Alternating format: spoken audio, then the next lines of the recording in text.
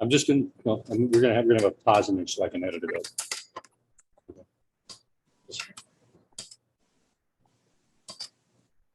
Last name. Pause. Last name. Beirnes. Beirnes. Beirnes. Yeah.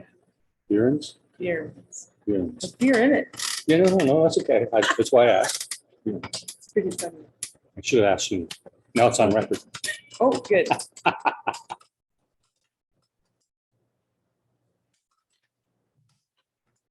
Yeah. So you're watching them out in the park? Yeah. Are we going? No, we're not going. We're just talking. Okay, I don't know what's happening. I just want to make sure I can hear you because that's back there. So, There's a lot of background noise in here. yeah, it was interesting to watch families. Mm-hmm. Yeah, because no one knew what the The interaction kids was. knew. Yeah. Because they grew up in it. Yeah. So Maven, Declan, we would go to the park and we would stay 6 feet apart, and they would have these conversations with me. And every so often, Maven would look, because she was only like 20 months. She'd want to come over to Grandpa. I'd be like, I can't. Yeah, it's awful. Yeah. So she's a COVID baby. She's only ever lived her life in COVID. So You can hang out now. we hang out now, and off the record, she's like her mom, and her grandmother, and her great grandmother, and her great great grandmother, all of whom had problematic relationships with me. Oh, My grandmother's raised me because my mom was so exhausted. I was the third child in like 2.5 years. So my mom was so exhausted. My grandmothers were raising me. I spent a lot of time with them. And my dad's mom, who was the closest, because she lived across the field, I would visit her all the time. When I was a kid, she'd kick my ass. okay. And so I started dating Jackie. We were high school sweethearts. I started dating Jackie, and I bring her to meet my grandma. And I come in the door. She goes, "Come here." And she's only 4'9". She's sitting in a chair like we are right now. She's, "Come here, come here." I'm like, "No, I'm not here." "Grand, William, come here." Now come here. Bend down. And she would kick my ass. And it's like, "What's that for?" "I don't know, but I'm sure you've done something." Oh, And I'm thinking, what a great intro from my wife, from my grandma. she's Like, watching just like, this? yeah, she's watching. That's strange. And I had warned her that What my town grandmother is was a that? little bit strange. Which town is this? Well, I born and bred, grew up in Woodstock. I've worked Woodstock. all over the world. So, The Woodstock. my work took me elsewhere, but Crazy. you're ready to roll? Yeah, I think so. Hey, welcome everybody to this edition of Beers with Bill. It's my great pleasure to welcome Shelley Beirnes to the show. Shelley, as one of the first women to brew at Sleeman's back in the 2000s, early 2000s, or the only female There were two brewer. of us. There were two. So it's my great pleasure to have her here. We're going to have a conversation around that. We're totally going to ignore you. Derek, you have my cell phone number, so if there's a comment comes up that I should get, can you text me so I get it on the phone? Thank you. Shelley, welcome to the show. Hi. Yes, I know, it's easy to look over there, but we're just going to talk. We're just ignore them. They don't exist. No. We're good. This is awesome. This is awesome. We're here at Reverence because that's where you and I ran into each other on Friday night. And we decided that this would be a great space for us to have a conversation. Totally true. So I guess the first question that just pops into my head, you were going to the University of Guelph, doing an undergrad, and you start working at Sleeman's. What was that process? Like, how did that all happen? Oh, that was a little complicated. Complicated is great. No, I have a history degree. And before I finished that, I went to Poland and studied in Krakow for a semester and then went back and worked. But my TA was an ag TA from U of G, who also was captain of the rugby team at U of G and also a bouncer at Van Gozier. And so she had to go back to finish her master's, and she was in Central America. They needed someone, so I went and worked at Van Gogh's as a bouncer. I'm not a very good bouncer. Too nice. Anyway, but a lot of the people that worked there when we were a lot younger worked at Sleeman. They were either in the packaging line or in the brew house. And I also worked at the university library, and they're just like, "Do you need more money?" So then I went up there, and that's how I got introduced to the Sleeman fam in 2000. And then, yeah, so started on the line working, and then they posted for a brewery job. I applied, and I got that job because they were looking for women. But I also was, in the summers, I worked in Cambridge at an interlocking block factory, and we made like concrete slabs, and it was really dirty, and we did maintenance. So I was very comfortable with equipment, and yeah, still love equipment and like process. So it was fun. I'm intrigued. Wow. I know it's a weird, it starts in Poland, really. Yeah. To be honest. Fell in love with Polish beer, right? Yeah, tech. Yeah. Yeah, people. Mhm. That's it, That's it. pretty much. Then you spent a number of years there, and then you progressed on to, you did a number of different things there besides brewing. Yes, it's not 12 years. It seems like a long time ago, but I live in Guelph, and so I run into all those people all the time. Yeah, Guelph has Sleeman has a wastewater treatment plant. They're really serious about their safety program. So if you just put your hand up, you could do waste diversion. So I was always getting involved in stuff, and being involved with like lots of different teams. So it was fun. You kind of fell in love with the beer industry. Yeah, I think so. I think like it's at a company like Sleeman, there's a lot of visitors. So you get a lot of suppliers that come in to talk about efficiencies and quality, solving problems. Also, you have their teams that come in on the weekends when everything's shut down to do the welding, the pipe fitting, and all the pipes are being walked in. And so it's like totally behind the scenes stuff. And I love knowing every level of that. So I started looking beyond Sleeman at the supply side, more or less, I think. And that's where I ended up. And you moved on to selling malts and Yeah. adjuncts and everything. Yeah. That was crazy days. What was crazy about it? It was crazy because the company's always existed because everybody's making beer. So obviously you had a lot of suppliers out there. But there were only like 50 breweries, I think, in 2013 in Ontario. And when the craft breweries started opening, they didn't have the people to support them. Yeah. So Helen Knowles in particular, she lived in Fergus. She owned Gilbertson and Page. She worked with Campbell's Soup, twirling barley for them. And then had 2 different operations in Quebec and Ontario. And she just was like, I don't know how to work with these guys. So she hired me in the Sleeman Brew House, pretty much. I started there. And then, yeah, just learned supply chain and agriculture. Just went for crazy. What was the most surprising thing?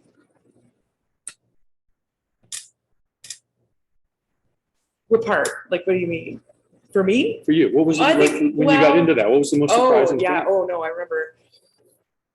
I think I started with cleaning up the homebrew side of the company because it was just dog shit. Like, it was just a mess. Like, pricing was all over the place, and we didn't know who was buying from us. Different regions, like there was Ottawa, and these clubs were starting. And if you think about who opened breweries, they were the homebrewers. Yeah. So these clubs were super important. She's like, it's like, first was like getting to know the stores, and then the clubs, like members of Barlent, they're in Ottawa, the Mob. And Toronto was, who were their homebrew club? It's a crazy name. Yes, I can't remember. Oh, There's a bunch It of was a people. crazy old name. Bunch yeah. of people that came out of there that ended up Piles here. of them. Grab was the Grand River Area Brewers, Kitchener-Waterloo, Cambridge. We had Winnipeg Brew Bombers.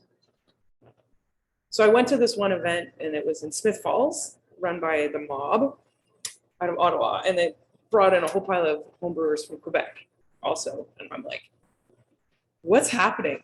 I'm a brewer from Sleeman, not like totally. And they were building keezers on the fly, and the fire department was coming with fresh water because the well water was sulfury. It's like, this is epic. And I had the worst hangover. And it was like, we watched Bob and Doug McKenzie on the barn, and it was like drinking craft beer and homebrew out of like orange juice containers with the flappy orange lid. I still, oh my God, it was so good. But then I understood what was going on. It was the best thing ever. But because it's these bigger breweries, you can get CO2 and you need caustic and you had everything you wanted. So these guys had to be super creative and super different. And then so it's more comfortable going to the brewery after that and talking to them. So that was an aha moment. That was a huge moment. Yeah. Like resource wise, like I understood immediately how many hats they were wearing, all kinds of stuff. So yeah. Like one of the brewers, I didn't bring it. It was on my list. Yeah. It was Stray Dog, and Mark, he's one of the owners of Stray Dog, and he was there that day. He's like Will Ferrell. He's so funny. He was doing a brew in a bag, his first beer ever, and now he owns Stray Dog and blah, blah, blah. It's one of my favorite beers ever he came up with, and who would have known that day? So let's talk a little bit about Shaggin' Wagon. Shaggin' Wagon. Let's talk about it, since we don't have it here to try. I brought I have these little notes on here. That's perfect. It's a New England style beer, and they use Foggy from Escarpment Labs. I also work in Escarpment Labs, but it's one of my favorite beers. It's Shaggin' Wagon. I love that movie. So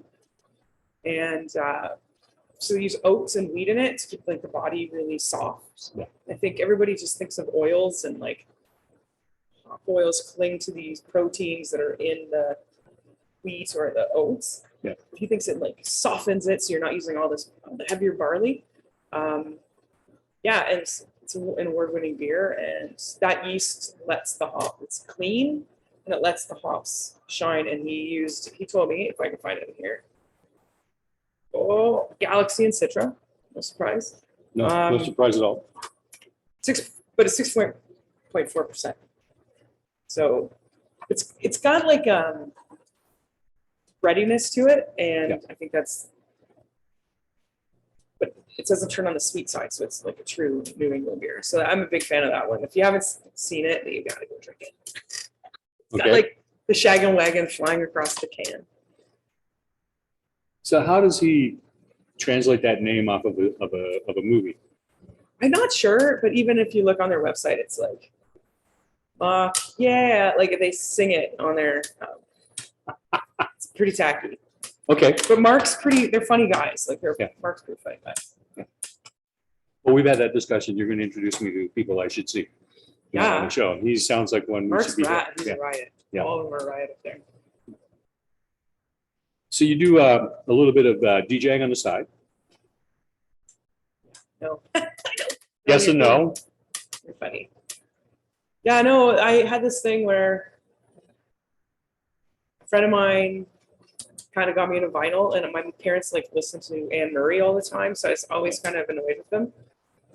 So I was kind of trying to be more exploratory with my music. Obviously, I wasn't just listening to Anne Murray, but that vinyl was neat. And I'd go into breweries, and they'd be also playing vinyl, and you'd have these conversations. So I ended up with the turntable, but I got annoyed because you couldn't just another song going. So I got a DJ turntable and a mixer. And then Cam at Royal City and I were talking, and he's like, "You really like this stuff?" Because I started buying vinyl, and he's like, "How?" So we decided on the slowest day, I think in 2019, February. It was like February 9th or something. Their worst sales day on the planet. It's like, come in and DJ. I'm like, okay. So just for the staff was really the plan. Yeah. And I was out at Badlands Brewing. I had a meeting with Troy. Boogie back into town for 5:30 DJ to go to like 7. Cam came back at 11:30 to Mill, and the place was packed and overflowing. So we're like, so I'm not bad at it. And so this past month I played like every Saturday night at Storm State in London for their Longer Than Life, and Grain and Grit, Wellington, and then I did a wedding. So I don't really know it. It's my midlife crisis. So do you have a favorite type of music that you mix? The funny part is I think my favorite thing is because we've been shut down. So what's been going on between that day and like today? I got pretty annoyed going to breweries during COVID, and people were standing in the rain 6 feet apart, 6 meters 2 meters apart, waiting to support the brewery. And I'm like, this is not craft beer. This sucks. Yeah. I go to Wellington and it broke my heart. Like I still like cry a little bit. They're so busy just keeping them safe and their employees safe and figuring out how to distribute beer. Like they were okay because they could distribute. So I'm like, okay. So they set up a tent for me and I played for people in line. Yeah. That summer, and they would dance 2 meters apart while they waited for their beer, and they bring their kids. And that was pretty cool. Gonna say that must have made you feel good. It was cool. Yeah, and they could hear the music. It was pretty funny. Yeah. COVID's stupid. I hate it. Yeah. Well, you did. Like, it was I like don't think bringing there's back any of their us that like COVID. we don't like it, but it was like finding that essence of craft beer again and helping them in town. Well, we were discussing that a little bit earlier about how we're not, people are still trying to figure out where we're at. That we're still navigating through not even what our new normal is going to look like, what the next phase of all of this is going to look like. So plan. Yeah. So you make the transition from being sort of a supplier of all kinds of things to Escarpment Labs. Yeah. So that's like a 10-year gap in there. Yeah. So it went from working with Helen. She sold the company to BSG. Yeah. And so they're headquartered in Minnesota, but with a big team in Alberta. Yeah.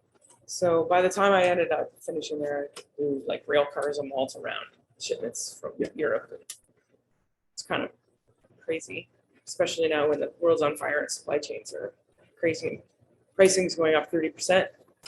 So it's like, what's going on? And then Escarpment Labs and I started talking not too long ago, and they're a Guelph company.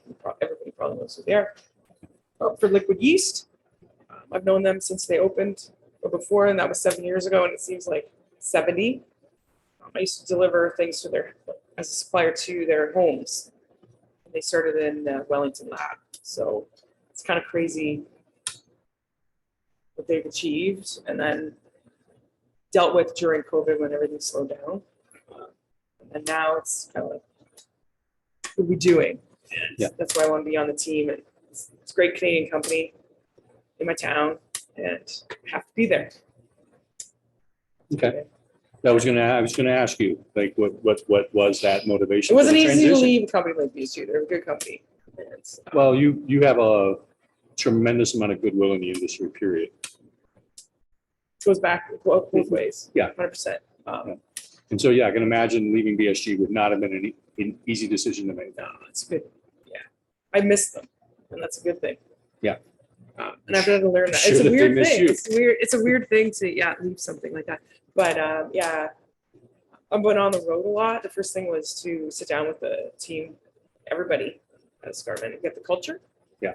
They're a pretty young team, and you don't want to come in like a bull in a china shop. And not that I would anyway, but appreciate that everything.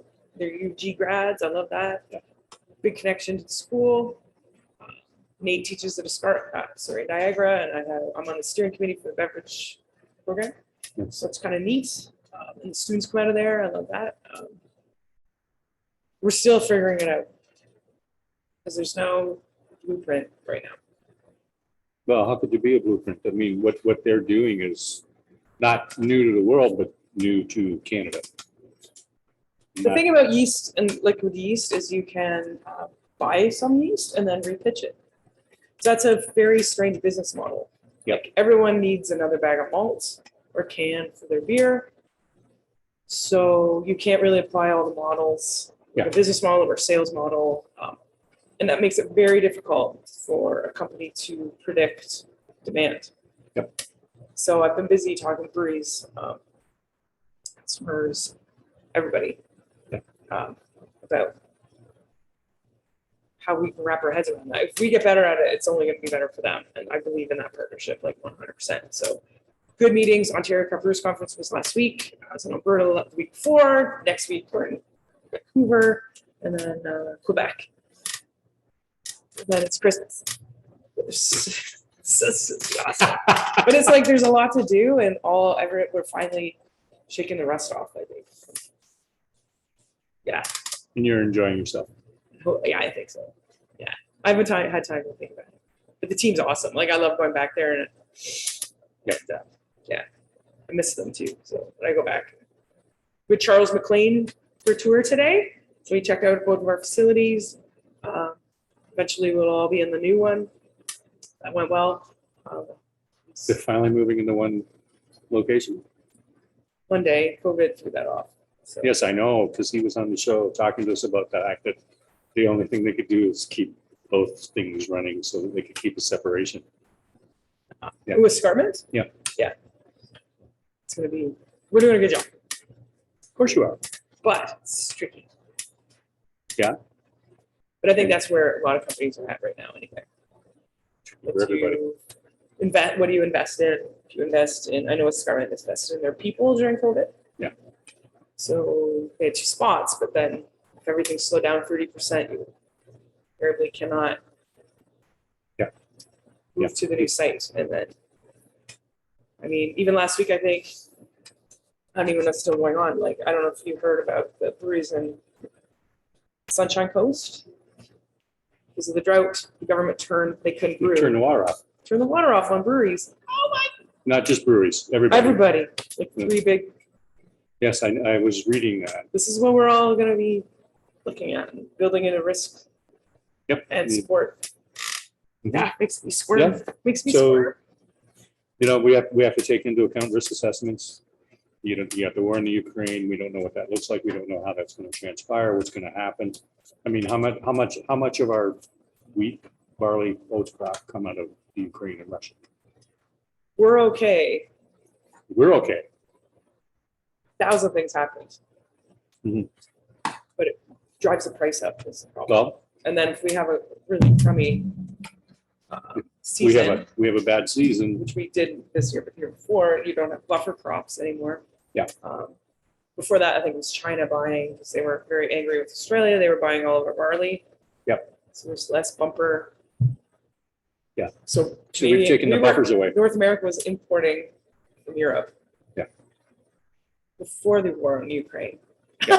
Yes, before the war. So Yeah. then it's like nasty. It's nastyville. You know, and then we gotta deal with supply chain issues, Yeah. getting things here, Quality. the quality. We were running through like what does climate change? How does that affect everything? I mean, the Midwest United States. I was reading today that they're on a 28th year of an actual drought. This year has been the largest in 1,200 years. Like it's been the most driest in 1,200 years. What's that look like tomorrow? This is the question I'm asking. I might be doing yeast right now, but I can't forget. Well, it has an Rain. impact on all of your customers. Well, not us. We Yeah. like even our company needs Yeah. substrate to grow yeast on, but it still might. You can't make beer without it. Yep. It's crazy. So you want to talk about Willowbald or Sound and Hills? Well, I didn't bring any of those beers. Well, but you chose them for a reason. So let's talk about the reason you chose them. Well, Sun and Hill, I think they just make a really clean, great lager. They have a great lagering program, and I don't know it that well, but the beers are good. Mhm. And also Willowbald, 100%. Like, what I love about breweries that make great beer, most of the time, they ask such amazing questions since day one. They're always up, like if someone's up asking 1,000 questions, why am I spending so much time over here? Because they ask so many questions. It could be a Niagara student grad. Like Rom at Fairweather is a perfect example. I remember when he was a student, he would ask 100 questions for 2-3 days. And he makes great beer. And so I think Willowbald, I remember when they opened and what they've done, like mostly themselves, like their energy recapturing system. They had a pit dug and then they put all the tubing in by hand. And I think I was driving down there and the truck was leaving. I'm like, what's going on? He's like, they were so tired. What they do with honey, what they do with everything. So I think, I think I'm a big fan of Willowbald for what they've done. And then the kitchen, and that's the distilling side, and the beer side. When they open, you're like, what are you trying to do? And then they do it. It's crazy. we didn't have any destination No. breweries, and they're one of the first. Yeah. And for work, I'd go down to the US and you'd go to like Surly, and they had like, you'd give them your car keys and they'd park your car. What is this stuff, you know? And it's nice to see not every brewery needs to be a destination brewery. No, not Especially in our everybody needs to be a countryside. destination, But but we the- need that in the- our, yeah, Yes, we need that. I think it's awesome. Son and Neil, I think they do a great job. I love the stuff that they do. I have asked them twice to be on the show, and I've gotten the same response, which is not a negative. It is, we are so busy. Yeah. That we just don't We have have. a very small team, Yes, very small. yes, I know. Now that Jen is there, hopefully I can get Jen She says on. hello. I was gonna bring a beer here, and then she was gonna put on Yeah. my porch, and I was gonna go to, we live about 2 feet from each other. Good. Give We're about 2 can- feet can from you- ourselves. Can you give her my number and have her text me? Because I'd Yeah. love to have her, She'd be or cool. someone from Sana on the show. Because I Jenna's the know bomb. Jen is fantastic. I missed out having her when she was up at Olora, because she was on my list and I kept getting Dave. Yeah. But I want to have Jenna because she's so cool. She's done such a great, she did such a great job at Olora, and she's just going to do stellar at Sana. I think so too. Lots of ideas, and I think Yep. it's like Yeah, and that's what they need. fresh That's for what they need. everybody. So what do you think is the most challenging thing that people are facing right now in the industry? So you asked me this before. Hmm? I know. Pick a part of it. And just, The challenging thing, my answer changes all the time. I think labor is a big one. Actually, that's a different answer than before. I think if I go to towns all over the place, we have a lot of breweries in like rural places. Yep. And they struggle. but the price of housing has gone up everywhere. Like if you go to Collingwood, no one can afford to work in the brewery. Any of the breweries, like they cannot live there. So how do you hire someone with skills? You can train them, and then They're just going to go they somewhere gotta else. go, or that's the question though, how do you keep your employees? So the breweries need to make more money. Meanwhile, all of their costs have gone up. Yeah, and their ability to pass that down the line It's is, really nil. And Yeah. because of in Ontario, the distribution, you can only change your pricing as a brewer, I think, like once or twice a year. So they're always lagging. Yeah. It's like all of a sudden, like Banff, where you have to buy like housing for staff. It's like Yep. no one can live there. They quit to become other things, and you lose amazing things. Like Yeah. I remember I was going up that way, called 8 breweries, and 6 of the people I called all answered the phone. We're all at different breweries or had left the industry. So if you think of a supplier, you have to call now. They give you the contact, but there's 18 calls. So everything takes so much time. Yeah. On both sides, and it's new relationships, and it's just not efficient. It's fun. It can be fun, but not fun. yeah, no, I I don't know. You have to. I try to be positive about it because it's like So I had a good friend, I flew stun kites way back in the 80s, 2-line kites, shoot trips with Yeah. them. And guy that taught me how to do it, he actually had he had a store on Ocean City, Maryland, which is right on, it's a huge beach area. He bought a house 50 miles away and hired a bus company. And he brought his staff in every day and drove his staff out every day. And that bus made 4 trips because staff worked 6 hours and Yeah. 6 hours. The store was open 12 or 14 hours. I think we're in And that was the only solution that he staff could is find. huge. Because he said, I cannot expect my staff to pay the rent that it costs to be here in this city because I can barely afford it. And then Toronto's a whole other ballgame. Yep. And then, yeah, and then you don't have someone. No one can set their schedule, so it's really like you'll have a beautiful brewery with an amazing patio, but not enough people, so you can only open half your patio, and then people are looking at these empty chairs and like when a brewery's you have to wait to get in because there's no. Yeah. no one's served, but everyone's been really kind. I think that's the big thing. Well, we all need to Yeah. step back and be patient because everyone's navigating through the same thing. It's wacky. I think supply chain will settle down, but then you have all these new things coming at it, like chemicals. I was talking to a chemical company the other day. Yeah. Like things have gone up like 1,000% Yep. on simple clean chlorine, which isn't necessarily a brewery chemical, but it sets a price for all the other ones. Caustic, and because of Europe being disrupted by everything, they're buying all of the chemicals from the US. So there's none left. What's left, they can charge yeah. us astronomical prices. We haven't, It's like, we haven't, what? yeah, we haven't seen, We haven't even hit. yeah, we haven't seen the full effect No, of the war in Ukraine and the impact of energy costs in Europe. We haven't Yeah. seen it yet. It's Oh, no. just starting. Like oil, like Ukraine's sunflower seeds. So you haven't Yeah. seen price of oil in grocery stores starting to go up, but those prices apparently are locked in and renegotiated like now. Oh, yeah. So it's driving all the oils up. Like Yeah. my favorite thing to So- read so- is like so really just- agricultural. Yeah. So report. just as the cost of getting a container goes down, the price of the thing going in the container goes up. Pretty much. Yeah. So Right. it's going to be hard. It's going to be interesting. Yeah, it kills me. Yeah. When you have to hit the price increase send email. Back in the day, you get like cranky emails. Now everyone typically is like, that must have been really hard. Yeah. So they just want to know the actual price. Yeah. So What's it they going to can cost me for the plan. next 6 months? Because I haven't got any other option. It's been like, sucks.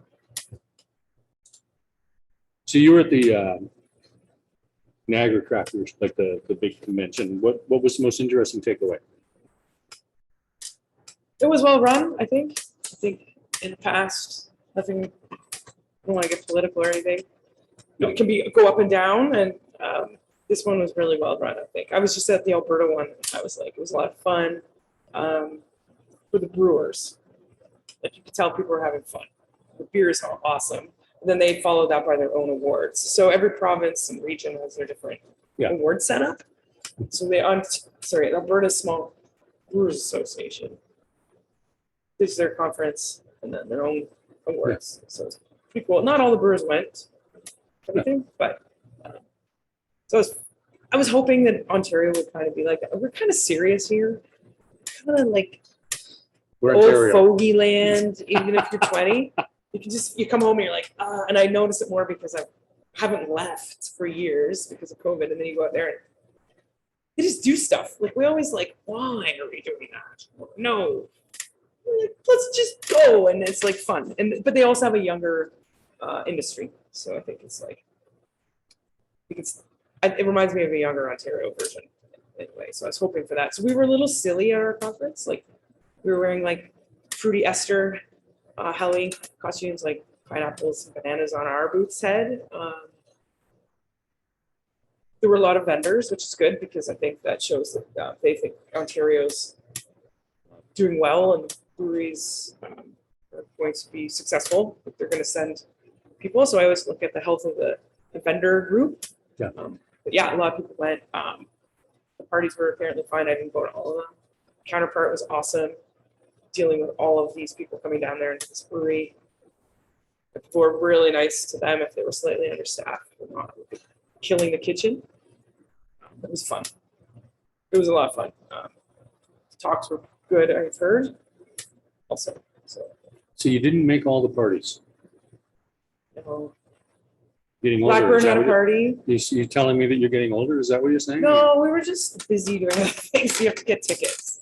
Oh, okay. Yeah, so if you didn't get a ticket, you didn't go to the party. Which is fine. It's tricky because there's like 4 conferences in Canada in 5 weeks. Yeah.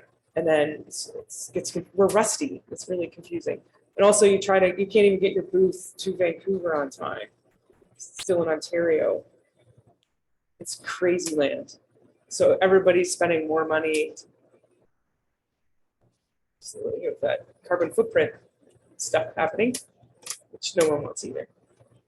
No, but It's like you can't just stand there in a concrete patch, right? Yeah. That's interesting.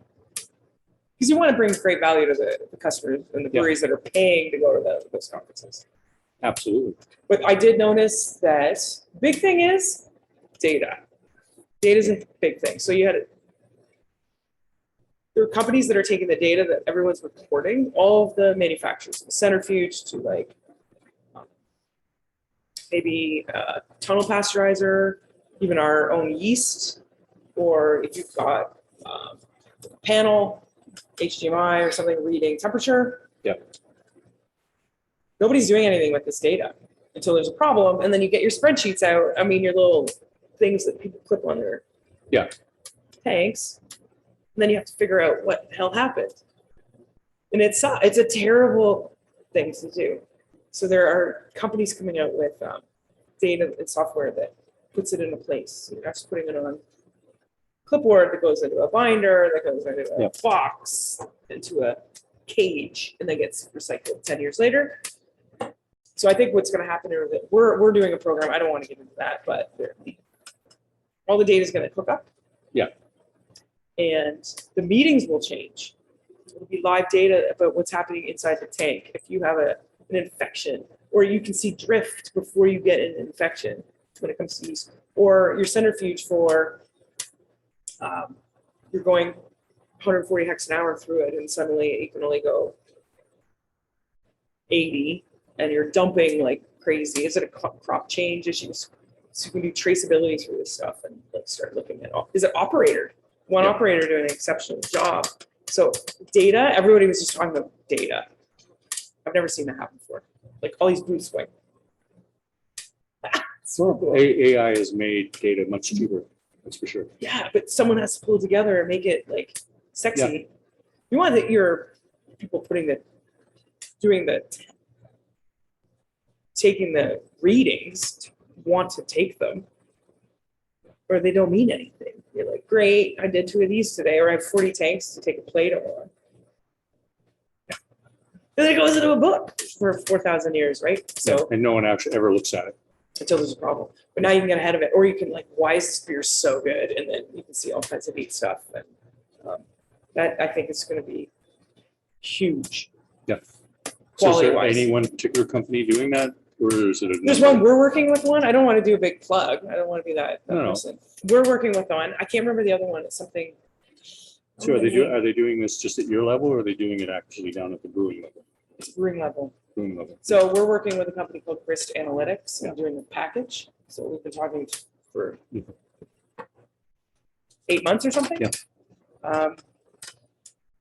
We can look at yeast if they give us permission, and we can say, hey, you know what, you're 2 days behind on your fermentation. Yeah. So what's going on? Better tank turns, or do you have an infection? If you're getting a pH drop, or that's that kind of thing. But you can also look at your yeast tree, so you can see this, or why one brand's taking off. You can look at all your inputs, like malt, and you can name it like. It's not a cookie cutter. Like if you have this funky weird word for your brewery for this data point, it depends on how much work you want to put into it. So that's brand new.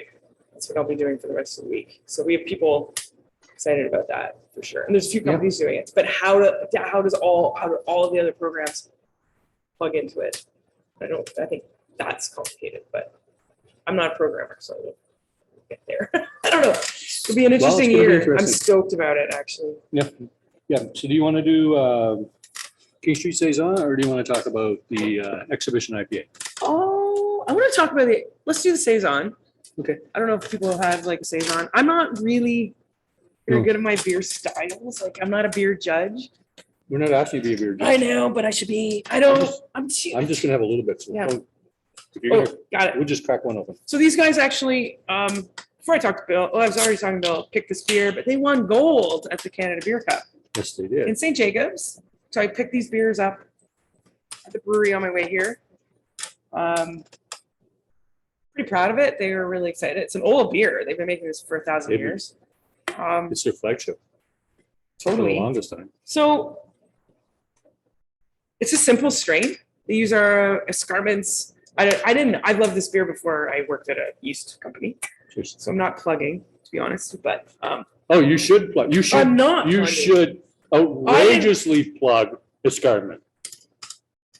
Okay, I will. But it's the Old World Saison, and Classic Block 3 style. just this yeast is just gives peppery notes. Yep. It delivers everything. It's uncomplicated. We've got a few different saisons, but this one I think it's just super simple. So it comes down. It's got like hay and straw going on. I had that discussion the other day with somebody because I had cracked a beer and I'm like, straw. This smells like a straw mouth.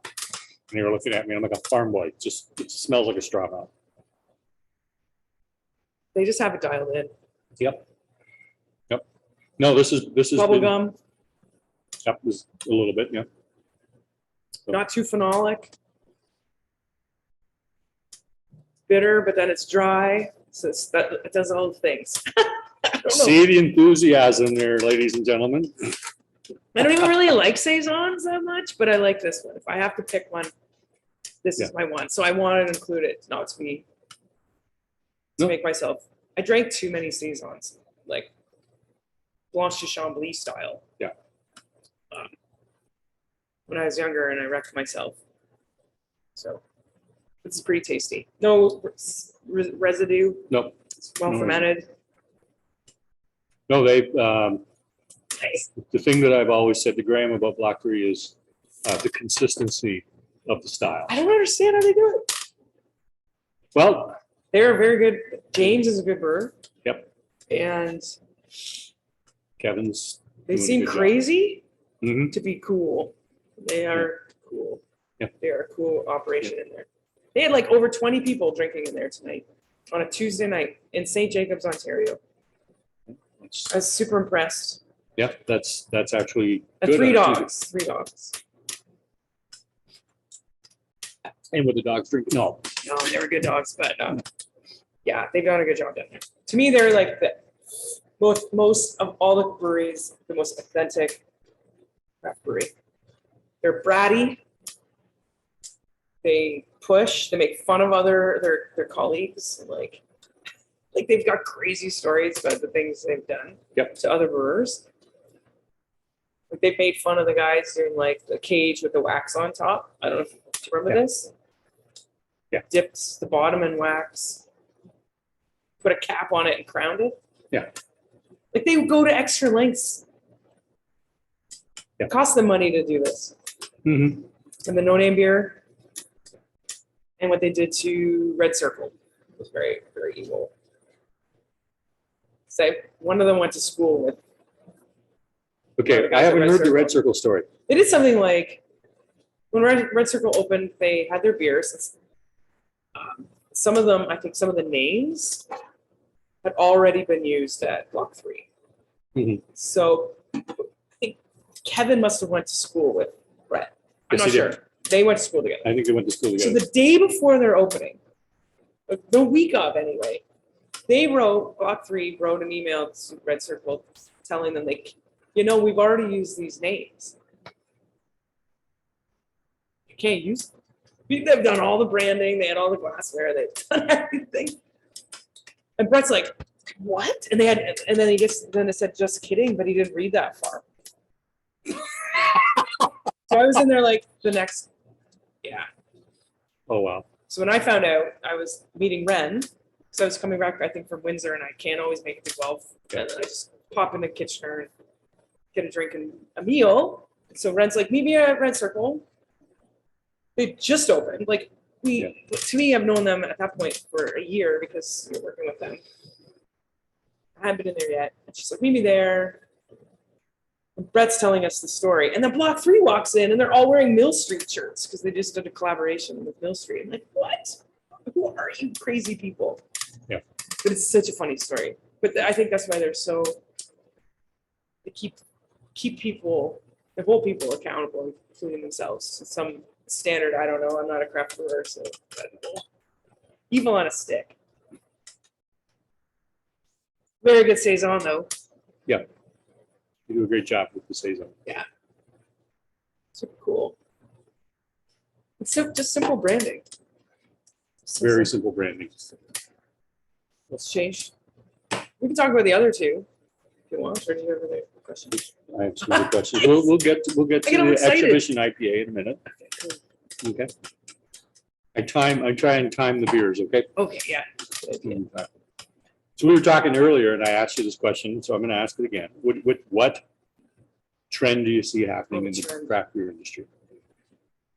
And you said a pretty insightful thing, and that was that there isn't any. It's too gong showy. Yeah.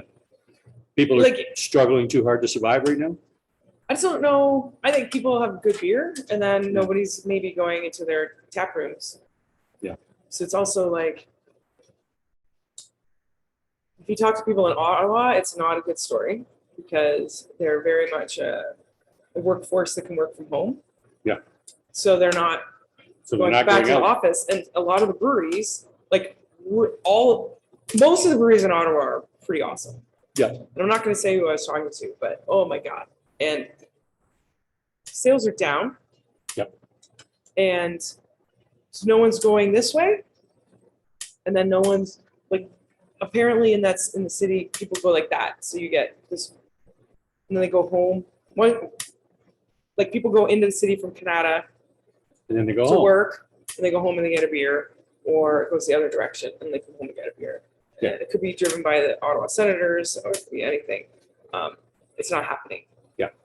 And they are like, their own cities changed in a very bad way for them. And then, do they make something else? Do you do a seltzer? Do you do a non-alcoholic beer? Do you do? Yeah. So when I'm visiting it, they're asking what are the trends, and I'm from Guelph, and Wellington does the hop water, and everybody's drinking hop water in Guelph, whether you like it or not. It's good hop water. I've given those cans to people that are like suspicious. But you go to a party and people bring like 8 beers, they'll bring 4 hop waters. Is that a trend that they can take to Ottawa that helps them with sales?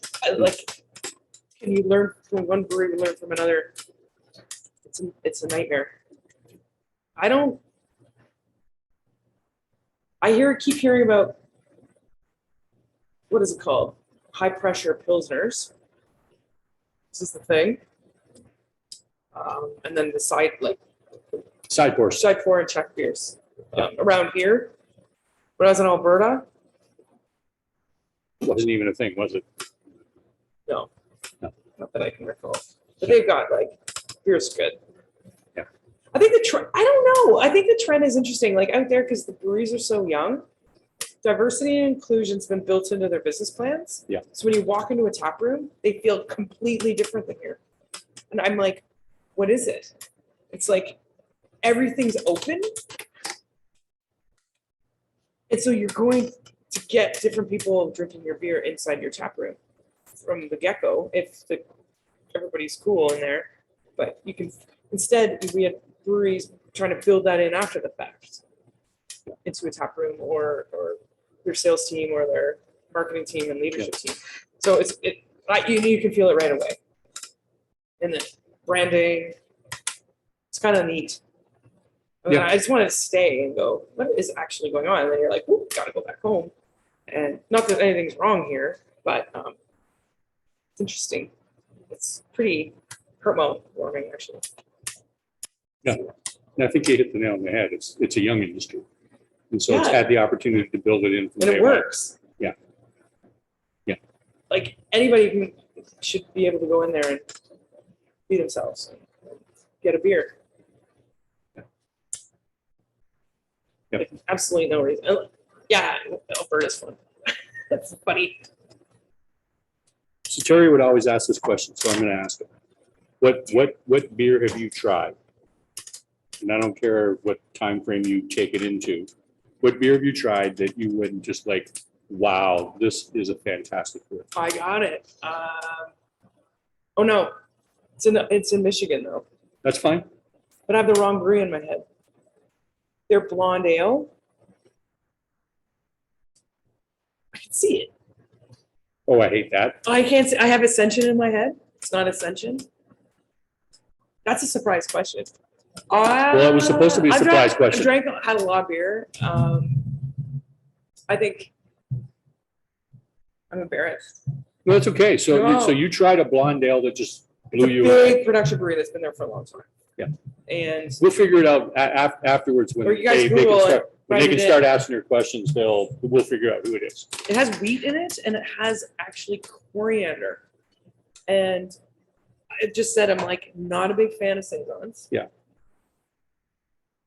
And I had that beer, and I was like, it was so clean, the right temperature, carbonation, So the they, after flavor Yeah. was so refreshing. I'm like, oh, it was creamy and not creamy. I'm like, holy, like there was a lot happening. Yeah. We didn't go in. I didn't have a meeting there. We were just doing a little reconnaissance mission in Michigan, in Michigan. We visited the school there and everything. It was cool. It was awesome. It'll come to me. Anyway, wow. And I think to me, it was maybe the best version of a blonde that I never had. So I would come home, and so I'm like, oh, actually, I like this style. Yeah. That was a wow. But I get a lot of wows. Gray Matter has one. Their dark ale or something. Yeah, the dark ale. Woo! That's good beer. Yep. So what's your take on Meg leaving Gray Manor? There's no take. Are you going to make it? I think so. Who moved? Their brewer. Who's the brewer that moved up there with Michael? Where did he come from? I think they'll be all right. Okay. I was just curious because she was such an integral part of that organization. Yeah, for sure. They have a lot of community supporting. Yeah. I don't know. I don't know what happened. But I think I can't remember offhand the brewer that moved there. Okay. Is a good brewer. Yeah. Well, that's kind of what you have to do. You better make sure you got a good brewer to replace when you lose a good one. Yeah. Can't remember who it is. Everybody's moving around. On the spot, I can't remember. Well, of course, everyone's moving around right now. There's so much uncertainty in the industry. I think it'll be okay. But Meg was, she's a good brewer. Yeah. We all know that. So yeah. I would go to King Cart, go there after I was in the Huron camping. I was popping in that beer. Great view. Yeah. I can appreciate Get a that. hat. Yep. Oh yeah. Royal City Exhibition IPA. You're gonna get it? Yeah, I'm gonna get it. I get pretty excited about this one. Yeah. I'll let you crack it. Getting warm. So it doesn't have this is the freshest can in Canada. Just come off the line, did it? Yeah. Well, I live in Guelph. No, I wanted it to be. I've had it off the line. So X, when I love Royal City, I remember Cam opened and he pretended he was a home brewer because he was. And this stupid brewery exhibition, Royal City was opening and they had Twitter posts. Yeah. But no one knew who they were for like a year. And I was getting kind of annoyed, actually. Like, who are these guys? And then he finally admitted to me when he was picking up grain, he's Royal City. And I did an Elaine, from Seinfeld. I pushed him. I was so mad. Took him out in Fergus. I was so mad. It was right under my nose the whole time. So, yeah, they had problems at first. They couldn't carbonate their beer. It was flat. You go into the Woolly and in Guelph, and we're used to drink cask ales in Guelph, because we're Charles McLean and all these old English styles. Anyway, everyone's drinking this IPA flat. They're like, Shelley, what's wrong with these guys? And I'm like, it's okay. They're new. They'll figure it out. The camp, what's going on with this beer? And it took Doan Bellman from, he was the VP technical at Sleeman. Yep. When the Sleeman-Sapporo merger happened, they didn't need all these guys. So he was consulting at the time. Yeah. And Doan helped him out. He knew what the problem. It was basically the bright tank was too stubby for the pump. And the pressure was weird. Yeah. And they just fixed it. And then we've had great carbonated beer from them since. But I also live behind the dog on this label. There's a dog catching a ball. My house is back there. I live on this park. So I would drink the beer on the park and I'd be like, Cam, this is good. I drink an old one. He's like, how's it holding up? Like we would text each other over this beer for like years. Anyway, and they ended up winning gold with Session IPA at the Canadian Brewing Awards in 2019, I think, for 4.5% IPA in Canada. Yeah. It's massive. I'm like, what are you talking about? But in 2018, they decided they revamped the whole beer. They looked at everything. They threw at everything, looked at all the science. Their head brewer, Matt, it was kind of when Cam was kind of handing the reins over a little bit to Matt, and Matt went with it. And it's delivered ever since. It's so good. I've drank so much of this damn beer. I remember one time I went to the brewery. I haven't had a sip yet, but I love 4.5% beers. I could drink 400 of them. I love them. Yep. This does not taste like water. No. It's not like super hazy. It's not going for that. It's the staff's favorite beer. Everybody loves this thing. You can smell the whole brewery when you're in there canning. It's like, you're like, oh, give me some of that. But I know what they've done. They've done really cool things in the brewery to control process, to keep all the flavors in there. Yeah. Which isn't easy. And it's paid off. So they've this got bronze this year, I think, at the World Beer Cup, at the Canada Beer Cup, I mean. So they're still in the game with the Session IPAs. Silly. Yeah. But the funny thing is, if we want to talk about yeast, they use Cali, the Stray Dog one, use Foggy. Yeah. So they're different ale yeasts, both in IPAs. So this is what I've had to wrap my head around, like what's going on. But so this one encourages tropical notes. Yeah. The other one is clean. And so Stray Dog, when they're hopping, it allows the hops to shine without the yeast getting in the way. And then you're going to get a nice clean ale. But the problem with that is you can get hop burn. If the brewer overdoes their dry hopping, you're going to get this nasty burn, and there's something to hide it. So that's kind of interesting. Something worse. I bet if you walk into a brewery and they're like, give you a fresh can of beer right off the line, and it's like, and everyone's like, oh my God. Yeah. The brewer's like, oh. Yes, but this one, Cali yeast, the other IPA, it's a New England style, and it had the wheat and the oats. This just has Weyermann Pilsner malts. Nothing else. Not too fancy. He didn't say his hops. I think he's keeping that close to this. But very controlled beer. Interesting description. Very controlled. It was a very controlled beer. And I remember one time going in there and I sat there and I was having a beer. And I made a face, and Cam walked around the corner at the same time. He saw my face, and he's like, so he comes over. He's like, what's going on? I'm like, ooh, I think this is different. He's like, what are you talking about? Ooh, I don't know. Because you question yourself. Yeah. There's something different in this beer. And he looked at me, and he went, and it was the hop crop year change. Yeah. I was so proud of myself. Like, honestly, I'm like, oh, he's like, holy moly. Like, 'cause we drank that beer. I drank that beer so much. So I'm really excited that they're opening again. That's happening. So we get back in there and have beer in person at the brewery, not freezing to death, not in our stupid living rooms. Yeah. All the time. For 2 years. I hear it. We have been living like that for 2 years. No. It is Pretty nice. ragey. Nice to be able to do things in person now. Yeah. One last question. Okay. And you don't have to answer if you don't.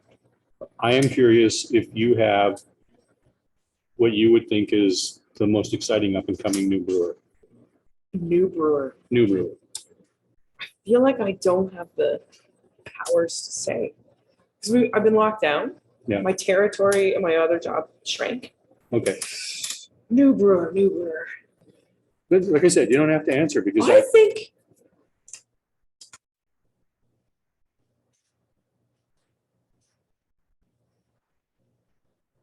what about ones that have already opened that haven't had a Ones chance? that have already Man, I opened. was in Sarnia in September. was that like a month and a half ago? Seems like 2 years ago. And visiting like Fine Fool Yep. and with like brewers. But there were like 3 new breweries there. One I'd never heard of, and they'd never heard of most of us because they were home brewers, totally isolated, depending on whatever their homebrew shop brought in. So that's super cool when you're standing across like a tap room going, they got beer and they're nervous. So they're like, are we actually making great beer? And I like that. That's super cool. And then Point Brewing. Yep. They're called Point. They're in Point Edward. Sorry, because they're all named rivers and Yeah. points. So I don't Point. They're like people are coming in the tap room. It's really cool, fresh tap room. I love it. Yeah. Beer was totally on, but can they collect their yeast and harvest it and get the same thing every time? That was stressing them out. That's when we went in there. We're like, you got this, and the stress levels come down. So all the conversations, when you pick up the phone, it matters. If you do a good review, it matters. Like when you go up to the tap room and say, hey, like, I really appreciated this, because you don't know who you're talking to. These guys have been through the ringer. A new brewery, they're nervous. Old breweries, doesn't matter. Yeah. The positive criticism is awesome. Even with your negative, it's positive. Yeah. Does that make sense? Up and coming, I don't know, Fogelrig seemed pretty rad. Yeah. Middle of nowhere. Yeah. Shelley, thank you for taking time out of your busy schedule and being here with me tonight and sharing your story with all of us here. Thank you. Cool. Thanks. We appreciate you giving us the gift of your time. Can I wave it to everybody? Yeah. Kelsey's on from Flex Brewing next week, and I am having a beer with her on Friday and picking up the beer. Derek, is it okay if I come by between around 9 o'clock Friday night to drop the beers off? Okay. And remind everybody, the Christmas party is on the 9th of December. Christmas party. You're getting an invite. What? Here at Reverence. Can we dance? You can. We can legally dance now. We can legally dance now. Give me a second while I shut off the recording, okay? And then you guys can ask your questions.